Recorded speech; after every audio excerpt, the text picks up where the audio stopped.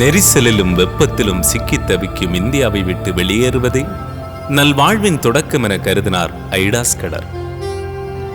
இந்தியாவில் நிலவிய பஞ்சமும் தெருவோரம் கிடக்கும் பிணங்களும் தான் இந்தியாவை குறித்து ஐடாவின் நினைவில் நின்ற பிம்பங்கள். இந்தியா ஒருபோதும் தனக்கு ஏற்ற நாடல்ல என்பது ஐடாவின் கணிப்பு. அவளது கணிப்புகள் எல்லாம் பரமனின் அழைப்பில் மங்கி பின் மறைந்தது. இந்தியாவில் தொண்டாற்றி வரும் தன் தந்தையோடு விடுமுறை கழிக்க வந்திருந்தாள். அகல்கள் ஒளியை வீசிக்கொண்டிருக்கும் அறையில் புத்தகத்தை புரட்டி கொண்டிருந்த ஐடாவின் காதுகளில் சிலரது காலடி ஓசை வெளித்திண்ணையிலிருந்து வந்துட்டியது. புத்தக பார்வையை கலைத்துவிட்டு கதவருகே வந்து எட்டி பார்த்தார். அங்கு பிராமணர் ஒருவர் பிரசவ வலியால் துடித்துக் கொண்டிருக்கும் தன் 14 வயது மனைவியை காப்பாற்ற வரும்படி வேண்டினார். அம்மா, மருத்துவச்சிங்கெல்லாம் கைவிட்டாங்கம்மா, எப்படியாவது என் மனைவியை பிள்ளையும் காப்பாத்துக்கோ என்று கதறினார். ஐடா மருத்துவம் அறியாதவள். எனவே என் தந்தை ஒரு சிறந்த மருத்துவர், அவர் வீட்டிற்கு வந்ததும் அவரை அழைத்து வருகிறேன் என்றாள். ஒரு அந்நிய ஆண் என் இல்லத்துக்குள் நுழைவதை காட்டிலும் அவள் இறப்பதை மேல் என்று மறுத்து வெளியேறினார் பிராமணர். அந்த ஏழை பெண்ணுக்காக வருந்தினாள் ஐடா. அவளால் வேறு என்ன செய்ய முடியும்? கனத்தை மனதுடன் புத்தகத்திற்கு திரும்பினாள் ஐடா. மீண்டும் காலடி ஓசை கேட்டது. அங்கே ஒரு இஸ்லாமியர் பிரசவ வலியால் துடித்துக் கொண்டிருக்கும் தன் மனைவிக்கு உதவி செய்ய வருமாறு ஐடாவை அழைத்தார். ஐடா ஒரு தேர்ச்சி பெற்ற மருத்துவர் அல்லாததால் தன் தந்தை வந்து உதவுவதாக கூறினார். இதை கேட்ட இஸ்லாமியர், என் மனைவியின் முகத்தை என் குடும்பத்தினரை தவிர வேறு எந்த ஆண்மகனும் கண்டதில்லை. அப்படி இருக்க அயல் நாட்டவரான உங்களை என்னால் அனுமதிக்க முடியாது என்று சொல்லி மறுத்துவிட்டார். மூன்றாவதாக ஒரு உயர்குல இந்து மனிதர் தன் மனைவியின் பிரசவத்திற்கு ஐடாவை அழைத்தார். ஐடா அவரது தந்தை வருவதாக தெரிவித்தார். வேண்டாம், என் மனைவி சாகட்டும் என்ற அதே பதில்தான் இந்த முறையும் வந்தது. அந்த இரவு அவளால் தூங்க முடியவில்லை. அது ஒரு பயங்கரமான இரவு. ஒரு பெண் உதவிக்கு இல்லாததால் இங்கே 3 பெண்களின் உயிர் பிரிந்து கொண்டிருக்கிறது. தனது அமெரிக்க தோழிகள் உல்லாச வாழ்விற்கு தொடர் அழைப்பு விடுத்துக் கொண்டிருந்தனர். அவர்களின் அழைப்பை நிராகரிக்க முடியவில்லை. அந்த இரவு வேண்டுதலிலும் வேதனையிலும் மட்டுமே நகர்ந்தது. அடுத்த நாள் காலை தனது எதிர்காலம் குறித்து தேவனுடைய விருப்பத்தை அறிந்து கொள்ள ஜெபத்தில் அமர்ந்தாள். தன் வாழ்வில் முதல் முறையாக தேவனின் சத்தத்தை தெளிவாக உணர்ந்தாள். அந்த நேரம் தேவன் தமது ஊழியத்திற்கு தன்னை அழைக்கிறார் என்பதை புரிந்து கொண்டார். ஜெபத்தை முடித்து எழுந்தபோது தாரை தப்பட்டை சத்தம் கேட்கத் தொடங்கியது காதுகளில். உடனே உள்ளத்தில் திகில் தொற்றிக் கொண்டது. அது நிச்சயமாகவே யாரோ ஒருவருடைய மரண செய்தி என்பதை உணர்ந்து கொண்டார். தன்னுடைய தோட்டத்து வேலைக்காரரை அழைத்தார். பிரசவ வேதனையோடு நேற்று வந்த அந்த 3 பேருடைய நிலைமையை சற்று விசாரித்து வாருங்கள் ஐயா என்று சொன்னார்.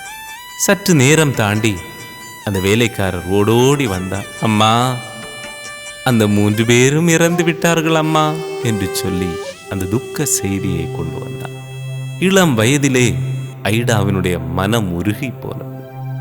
ஒரு பெண் மருத்துவர் இல்லாத ஒரு சூழ்நிலை மிக வேதனையாக இருக்கிறது என்று சொல்லி தன்னுடைய அறைக்கு சென்றார். இந்திய பெண்களின் நிலையை குறித்த பாரம் உள்ளத்தை ஆக்கிரமித்தது. நீண்ட நேர ஜெபத்திற்கு பின்னர் அமெரிக்கா செல்லவே தீர்மானித்தாள். ஆம், அமெரிக்கா சென்று மருத்துவம் படித்து மீண்டும் இந்தியாவுக்கே வந்து அவல நிலையில் இருக்கும் பெண்களுக்கு தொண்டாற்றுவதே இறைவனின் நோக்கம் என்பதை புரிந்து கொண்டாள். ஐடா உயர்ந்த கல்லூரிகள் பயிலும் வாய்ப்பை பெற்றார். நன்கு பயிற்சி பெற்ற மருத்துவராக ஐடா இந்தியா திரும்பினார். பெண்களுக்கான மருத்துவமனை ஒன்றை வேலூரில் நிறுவ வேண்டும் என விரும்பினார். எதிர்பாராத விதமாக ஐடாவிற்கு மருத்துவர் லூயிஸ் ஆகட்டிடமிருந்து கடிதம் வந்தது. அதில் வேலூரில் மருத்துவமனை அமைக்க பணம் தேவைப்படுகிறதா, பதில் எதிர்பார்த்து காத்திருப்பதாக குறிப்பிடப்பட்டிருந்தது. ஐடாவிற்கு அந்த 3 பெண்களின் நினைவு வந்தது. இந்தியாவில் சுவர்களுக்கு பின்னால் அடைத்து வைக்கப்பட்டிருக்கும் பெண்களின் அவலத்தை நினைத்தார். ஆம், பெண்களுக்கான மருத்துவமனை கட்டுவதற்கு பணம் தேவைப்படுகிறது என்று பதில் எழுதினார். ஐடா தானே நிதி திரட்ட முற்பட்டாள். யானை பசிக்கு சோழப்பொறி என்பதை போன்று சிறு துளியாய் டாலர்கள் வந்து சேர்ந்தன. இந்தியாவின் தேவை அதிகரித்து கொண்டே போனது. 10,000 மக்களுக்கு ஒரு மருத்துவர் என்ற வீதம்தான் நிலவியது. பாரம்பரிய மருத்துவர்களிடம் சிறந்த மருந்துகள் இருந்தாலும் அதில் பெரும்பாலானவை பக்க விளைவை ஏற்படுத்தக்கூடியவை. இந்தியாவில் மருத்துவர்களுக்கான அவசர தேவையை உணர்ந்தார். ஆனால் மருத்துவமனை கட்டி முடிக்க குறைந்தது 2 ஆண்டுகள் பிடிக்கும். ஆகவே ஒரு சிறு அறையை தற்காலிகமாக மருத்துவமனை ஆக்கினார். திண்ணை காத்திருக்கும் அறையாக பயன்படுத்தப்பட்டது.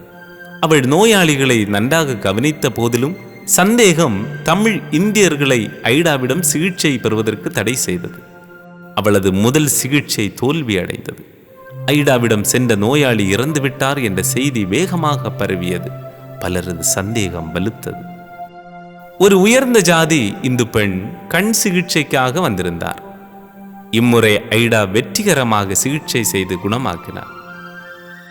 அதன்பின் அவளது சேவையின் தேவை அதிகரித்தது.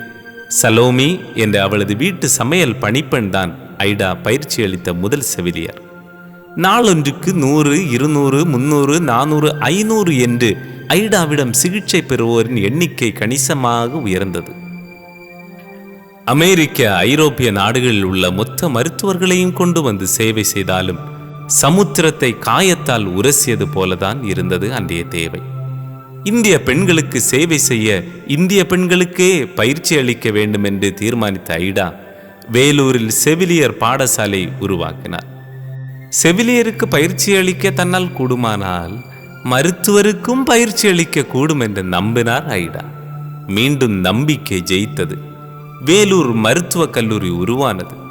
அது சுலபமாக நடக்கவில்லை. காலம் செல்ல செல்ல நெருக்கடிகள் விளிம்பிற்கு வந்தார் ஐடா. ஆனால் கடவுள் எப்போதும் போல காப்பாற்றினார். இக்கட்டான நிலை ஒன்றில் ஐடா இவ்வாறாக எழுதினார்: முதலில் நன்கு சிந்தனை செய், பின்பு துணிந்து செய், உண்மையை தெரிந்து கொள், செலவை மதிப்பிடு. பணம் முக்கியம் அல்ல. நீ கட்டிக்கொண்டிருப்பது மருத்துவ கல்லூரி அல்ல, அது கடவுளின் ராஜ்யம். இது கடவுளின் விருப்பம் என்றால் கடவுளே கல்லூரியை திறந்து வைப்பார் என்ற நம்பிக்கையின் பலனாய் கல்லூரி தொடங்கியது. தன் பாதத்தில் படிந்த இந்தியாவின் தூசியை தட்ட விரும்பிய அந்த பெண் பின்னாளில் இந்தியர்களின் இதே சிம்மாசனத்தில் இடம் பிடித்தார். பிரிட்டிஷ் மற்றும் இந்திய அரசாங்கம் அவருக்கு உயர்ந்த விருதுகளை வழங்கியது. காந்தியடிகள் அவரை தேடி சந்தித்தார். ஐடா சர்வதேச புகழ் பெற்றார். ஐடாவின் கடவுள் நம்பிக்கை அழிவில்லாதது. அதுவே அந்த மருத்துவச்சிகளின் மதிப்பிற்குரிய சான்றாக இன்றளவும் காலங்களை கடந்து நிலைநிற்கிறது. அவளது இறை நம்பிக்கையே அவளை விசித்திர மருத்துவச்சியாக்கி நம்மை வியப்பில் ஆழ்த்துகிறது.